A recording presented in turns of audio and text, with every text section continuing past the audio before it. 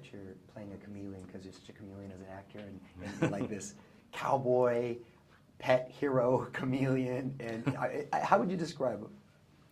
Well, yeah, that's it. It's chameleon. You know, initially for me, the whole idea was that most people, you know, almost all of us, have to sort of adapt to various surroundings, various situations, various personalities, you know, in life. So we are all kind of chameleonic in nature.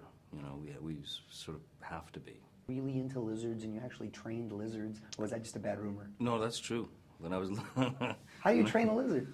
Well, that's the thing. I don't know, but I thought I knew as a child, and because I grew up in, you know, when we moved from Kentucky when I was a kid, you know, you go to Florida and suddenly there are lizards, and ironically they're chameleons, and so I used to catch them and try to train them.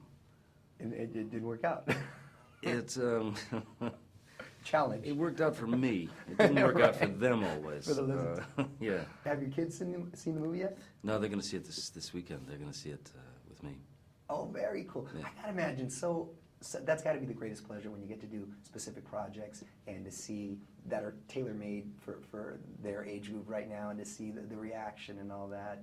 It's got to really be probably the most satisfying thing, right? Oh, it's wonderful. I mean, it's amazing because, you know, there are certain films certainly that my kids cannot see until they're like, you know, maybe 25 or 30, you know. Right. Like they're not going out tomorrow to see The Libertine or, you know, some of those things. When you do have a film that it's, you know, accessible right off the bat, it is fun.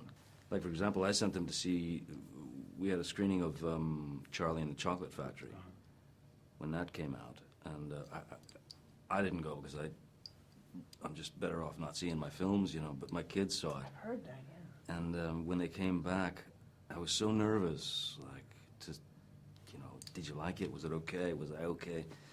And my daughter looked at me and went, "You're really weird." You know, she gave me the Wonka line, and I thought, okay, I must have hit it, you know, I must have hit it all right. And have they expressed any interest in acting yet? My daughter has, yeah, my daughter has. She wants to be like an actress and a singer, you know, very much, you know, like her mommy, you know, which I think is great, you know.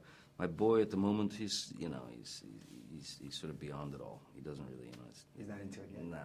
Yeah. First thing you have to know is, you know, officially they become a teenager at 13, but they're actually teenagers at 10 and a half, 11. Oh, no. Oh, yeah. With the attitude already? Oh, yeah, man. Oh, no. Yeah, you get all that stuff. And, you know, and crushes on boys and the whole thing, and then you'll be, like, taking her to Justin Bieber concerts, and, yeah.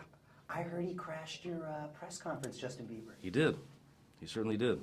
Yeah. Well, that was quite a surprise. Yeah. Well, he's a good boy, you know. He's a nice kid. He's a nice. I like him, you know.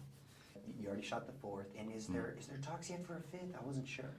There are talks, yeah. There are talks, and they have, you know, various scenarios that they're kind of presenting, that we talk about. You know, what about this? What about that? You know. So we'll just wait and see. You know, what sticks to the wall and what doesn't. I always read your name attached to a bunch of different projects, and I was just curious, everything from an Elvis biopic to a Wizard of Oz remake, any truth to those? Are those something you're interested in? Well, the Wizard of Oz thing is, you know, that was something that was definitely there, and you know, it's with a filmmaker that I love, Sam Raimi, who was an old friend, and but you know, when something kind of touches something you might have done before, you know, there's really, you sort of feel like, well, there's no point, you know.